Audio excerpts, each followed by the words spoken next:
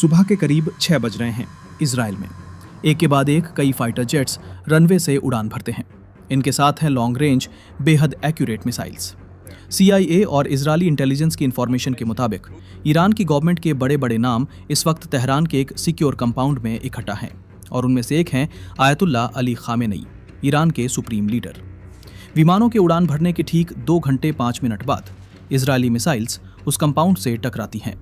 यही वो मोमेंट था जिसने पूरी दुनिया को हिला दिया। इस वीडियो में हम जानेंगे इजराइल और अमेरिका का ईरान पर अटैक कैसे हुआ, ईरान के सुप्रीम लीडर की मौत कैसे हुई और उसके बाद क्या क्या हुआ। एक जरूरी बात, इस वीडियो के पब्लिश होते होते कुछ नई इंफॉर्मेशन सामने आ सकती है। ईरान, इजराइल और अमेरिका, इन तीनों देशों के बीच का टकराव कोई अचानक नहीं हुआ। इसकी जड़ें डेकेड्स पुरानी हैं। 1979 से पहले ईरान में एक तानाशाही राजशाही थी, मोहम्मद रेजा पहलवी की, जिसे अमेरिका का खुला सपोर्ट था। लेकिन जब ईरानियन रेवोल्यूशन ने उस गवर्नमेंट को उखाड़ फेंका तो आयतुल्ला रूहुल्लाह खोमेनी ने पावर संभाली और इस्लामिक रिपब्लिक ऑफ ईरान की नींव रखी। उनका एक ही मकसद था, देश को इस्लामिक लॉ के हिसाब से चलाना। खोमेनी ने वेस्ट से नाता तोड़ लिया। अमेरिका और उसके करीबी दोस्त इजराइल दोनों दुश्मन डिक्लेयर हो गए। खासकर इजराइल का विरोध तो एक स्ट्रेटेजिक और आइडियोलॉजिकल गोल बन गया। 1989 में रूहुल्लाह खोमेनी की मौत के बाद अली खामनेई ने कमांड संभाली। वो तेजी से रिलीजियस लीडरशिप में ऊपर उठे और ईरान के सुप्रीम लीडर बन गए। वक्त के साथ ईरान, इजराइल और अमेरिका के बीच टेंशन बढ़ता गया। ईरान पर सैंक्शंस लगाए गए। ईरान ने पैलेस्टाइनियन और दूसरे मिलिटेंट ग्रुप्स को पैसा और हथियार देना शुरू किया। 2002 में पता चला कि ईरान 2 सीक्रेट लोकेशंस पर यूरेनियम एनरिचमेंट कर रहा था। ये यूरेनियम न्यूक्लियर रिएक्टर्स में भी काम आ सकता था और न्यूक्लियर वेपन्स में भी। यही वो डर था जो अमेरिका और उसके एलाइज को काफी समय से सता रहा था। ईरान ने हमेशा न्यूक्लियर वेपन्स बनाने की कोशिश से इनकार किया। अमेरिका और इजराइल ने इस न्यूक्लियर प्रोग्राम को रोकने के लिए कई तरीके आजमाए, साइबर अटैक्स, न्यूक्लियर साइंटिस्ट्स की हत्या और डिप्लोमेसी। 2015 में ओबामा एडमिनिस्ट्रेशन और ईरान के बीच एक न्यूक्लियर डील हुई, लेकिन 2018 में प्रेसिडेंट ट्रंप ने उस डील से अमेरिका को बाहर खींच लिया। उसके बाद से हालात और बिगड़ते गए। 2025 में जब नई बातचीत अभी चल ही रही थी, इजराइल और अमेरिका ने मिलकर ईरान के न्यूक्लियर साइट्स पर बंकर बस्टर बॉम्ब्स से अटैक कर दिया। ईरान के 3 मेजर न्यूक्लियर लोकेशंस को भारी नुकसान पहुंचा। उसी साल ईरान की इकोनॉमी भी डूबने लगी। करेंसी की वैल्यू गिर गई, खाने पीने की चीजें महंगी हो गईं और लोगों में गुस्सा उबलने लगा। 2025 के अंत में पूरे देश में बड़े पैमाने पर प्रोटेस्ट्स फूट पड़े। सभी इस्लामिक रिपब्लिक के खत्म होने की मांग कर रहे थे, लेकिन गवर्नमेंट ने बेरहमी से इन प्रोटेस्ट्स को कुचल दिया। पूरे देश में इंटरनेट बंद कर दिया गया। कई दिनों तक बाहर की दुनिया को कुछ पता नहीं चला कि देश के अंदर क्या चल रहा है। आखिर में हजारों लोग मारे गए और 50,000 से ज्यादा लोग अरेस्ट हुए। अमेरिका ने ईरान रीजन में अपनी मिलिट्री प्रेजेंस बढ़ानी शुरू की। ट्रंप ईरान को बार बार धमकियां देते रहे। 26 फरवरी गुरुवार को जनीवा में दोनों देशों के बीच आखिरी बार डिप्लोमेटिक कोशिश हुई, लेकिन इसका कुछ हल नहीं निकला। 28 फरवरी शनिवार सुबह करीब 9:40 बज रहे हैं ईरान के कैपिटल तेहरान में।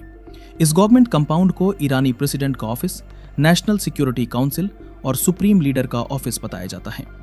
2025 से ही अमेरिका ने सीक्रेटली ये समझ लिया था कि आयतुल्ला खामेनेई और इस्लामिक रेवोल्यूशनरी गार्ड कोर यानी IRGC प्रेशर में कैसे मूव करते हैं और कैसे कम्युनिकेट करते हैं। बताया जाता है कि CIA ने महीनों से खामेनेई पर नजर रखी थी। उनकी हर मूवमेंट, हर रूटीन को नोट किया जाता था। उस दिन इंटेलिजेंस एजेंसीज कॉन्फिडेंट थीं कि खामेनेई उसी बिल्डिंग में मौजूद हैं और ऊपर से यह भी पता चला था कि उस कंपाउंड में ईरान के बड़े ऑफिशियल्स की एक इंपॉर्टेंट मीटिंग होने वाली है। अमेरिका और इजराइल ने पहले रात के अंधेरे में अटैक करने का प्लान बनाया था, लेकिन फिर टाइमिंग बदल दी गई और फिर सुबह अचानक इजरायली मिसाइल्स उन बिल्डिंग से टकराईं। अटैक के दौरान कई नेशनल सिक्योरिटी ऑफिशियल्स एक ही बिल्डिंग में थे और सुप्रीम लीडर खामेनेई दूसरी बिल्डिंग में। अली हुसैनी खामेनेई इस अटैक में मारे गए। इनके साथ मारे गए ईरानियन आर्म्ड फोर्सेस के chief of staff, national defence council के हेड, IRGC के कमांडर इन चीफ और डिफेंस मिनिस्टर। इजरायली मीडिया के मुताबिक पहले अटैक के सिर्फ आधे मिनट में कुल 30 सीनियर ईरानियन ऑफिशियल्स मारे गए। इस ऑपरेशन को इजराइल में रोरिंग लायन और अमेरिका में एपिक फ्यूरी का नाम दिया गया। इसकी प्रिपरेशन महीनों से चल रही थी। हालांकि ईरान के प्रेसिडेंट मसूद पेजेशकियन बच गए और अली लारिजानी ने साफ कहा, ईरान जवाब देगा। गवर्नमेंट कंपाउंड पर यह अटैक तो बस शुरुआत थी। इसके बाद इजराइल ने ईरान की एयर डिफेंस सिस्टम को टारगेट किया, खासकर तेहरान के आसपास। तीसरे फेज में इजराइल ने करीब 200 फाइटर जेट्स ईरान में भेजे, अपनी एयरफोर्स का एक बड़ा हिस्सा। मकसद था ईरान की ज्यादा से ज्यादा मिसाइल्स जल्दी से जल्दी डिस्ट्रॉय करना। पहले अटैक के करीब 30 मिनट बाद अमेरिका ने भी मोर्चा संभाला। न्यूयॉर्क टाइम्स के मुताबिक अमेरिकन अटैक्स मुख्य रूप से ईस्टर्न ईरान में और इजराइल दूर के टारगेट्स पर फोकस थे। ईरानी नेवी को भी इसमें निशाना बनाया गया। अमेरिकन वॉरशिप्स ने टॉमाहॉक क्रूज मिसाइल्स दागी और ग्राउंड फोर्सेस ने आर्टिलरी रॉकेट सिस्टम का इस्तेमाल किया। तेहरान में कई मिलिट्री और कमांड सेंटर्स इजरायली अटैक में तबाह हो गए। पूरे ईरान के शहरों में एक्सप्लोजन्स की खबरें आने लगीं। इसके बाद ट्रंप और बेंजामिन नेतन्याहू ने एक वीडियो जारी करके इस मिलिट्री ऑपरेशन की ऑफिशियल अनाउंसमेंट कर दी। ट्रंप और बेंजामिन नेतन्याहू के इन अनाउंसमेंट्स के कुछ ही देर बाद मिनाब में एक एलिमेंट्री गर्ल स्कूल पर हवाई हमला हुआ। ईरानी गवर्नमेंट मीडिया और ऑफिशियल्स का क्लेम था कि इसमें कम से कम 175 लोग मारे गए, जिनमें ज्यादातर बच्चे थे। ये फिगर्स अभी इंडिपेंडेंटली वेरीफाई नहीं हुए हैं।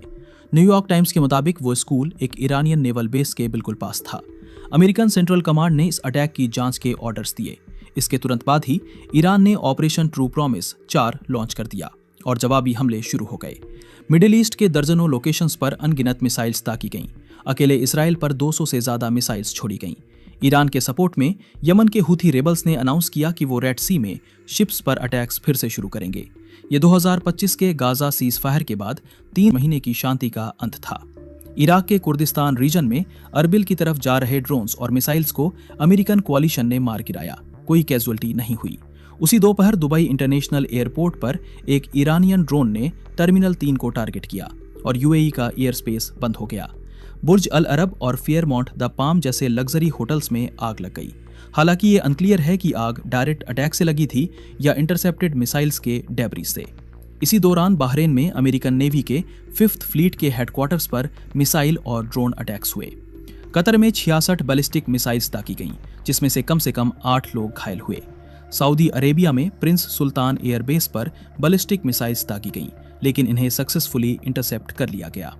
कुवैत इंटरनेशनल एयरपोर्ट के 2 पैसेंजर टर्मिनल्स पर ईरानी ड्रोन्स ने अटैक किया। सीरिया में एक ईरानी मिसाइल के डेब्री से कम 4 सिविलियंस की मौत हुई। कतर और सऊदी अरेबिया दोनों ने कहा वो रिस्पॉन्ड करने का राइट रिजर्व करते हैं। अरब लीग ने ईरान के इन अटैक्स की कड़ी निंदा की। नाटो ने अपनी Europe based missile defence system और टर्की में अर्ली वार्निंग रडार को हाई अलर्ट पर रख दिया। कुछ एक्सपर्ट्स ने वार्निंग दी कि ईरान यूरोप और नॉर्थ अमेरिका में स्लीपर सेल्स एक्टिवेट कर सकता है। इस अटैक में अमेरिका के रोल पर दुनिया भर में डिबेट छिड़ी है। ये जरूरत का युद्ध वाला आर्ग्यूमेंट है, यानी थ्रेट आने से पहले ही उसे खत्म करो। लेकिन सवाल यह है, क्या ईरान सच में अमेरिका के लिए डायरेक्टली खतरा था? अमेरिका की अपनी इंटेलिजेंस एजेंसीज के मुताबिक ईरान न्यूक्लियर वेपन्स बनाने से अभी भी कई साल दूर था और ईरान की बैलिस्टिक मिसाइल्स की मैक्सिमम रेंज करीब 3000 किलोमीटर, यानी नेबरिंग कंट्रीज के लिए खतरा जरूर था, लेकिन अमेरिका के लिए डायरेक्टली नहीं। कुछ एक्सपर्ट्स का कहना है कि ईरान पर इसलिए अटैक हुआ क्योंकि वो इस वक्त वीक था, एक तरह का प्रिवेंटिव वॉर। और अगर ये सच है तो ये जरूरत का युद्ध नहीं, चॉइस का युद्ध है। इस तरह के वॉर्स की इंटरनेशनली काफी क्रिटिसिज्म होती है, क्योंकि अगर हर देश यही सोचकर अटैक करने लगे कि दुश्मन अभी वीक है तो मार दो, तो दुनिया में पीस कभी नहीं रहेगी। इंटरनेशनल लॉ के तहत ऐसा वॉर ऑफ चॉइस इल्लीगल माना जाता है। एक और बड़ा सवाल ये था, क्या ये अटैक अमेरिकन कॉन्स्टिट्यूशन के खिलाफ था? ट्रंप ने कांग्रेस की अप्रूवल के बिना ये वॉर शुरू कर दिया था। अमेरिका और दुनिया के कई हिस्सों में प्रोटेस्ट्स हुए, कुछ ईरानियन गवर्नमेंट के खिलाफ तो कुछ इस वॉर में अमेरिका की इन्वॉल्वमेंट के खिलाफ। स्ट्रेट ऑफ हॉर्मुज के बंद होने के खतरे को देखते हुए एक्सपर्ट्स ग्लोबल एनर्जी क्राइसिस की वार्निंग दे रहे हैं। ईरान में कुछ लोग खामेनेई की मौत पर जश्न मना रहे हैं तो कुछ शोक में हैं। अभी ये क्लियर नहीं है कि उनकी जगह कौन लेगा। फिलहाल एक इंटरिम गवर्नमेंट बनाई गई है जो बदला लेने पर आमादा दिखती है।